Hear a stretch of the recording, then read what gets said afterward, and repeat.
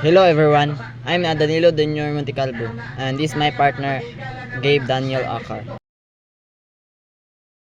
So today we'll present how purposive communication is used in IT support, which is very important in the field computer technology. So purposive communication means communicating with a clear goal or intention. In IT support, every message has a purpose, whether it's gather information, solve a problem, or guide a user. Number one is greeting and building rapport. The first step is greeting the user politely. For example, "Good morning, I'm from IT support team. How may I help you today?" The purpose of this is to make the user feel comfortable and supported.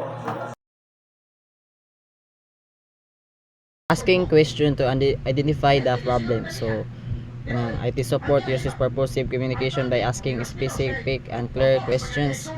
Examples kay when did the problem start? Yeah, lain po.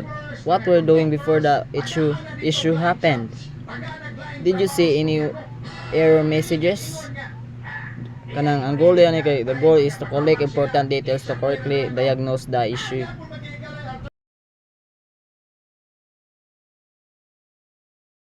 Once the problem is understood, IT support gives simple and direct instructions. For example, "Please restart your computer." After that, open settings and click on update and security. The purpose is to guide the user completely through the solution.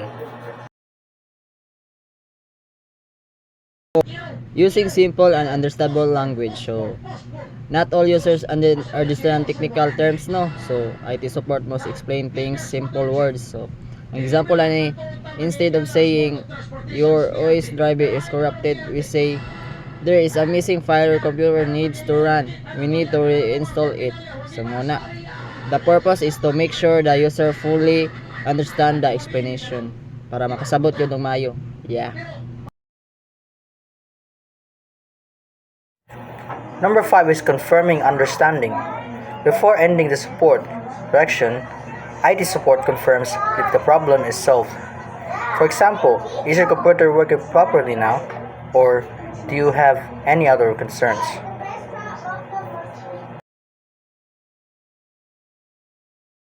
Number 6, ending the conversation professionally.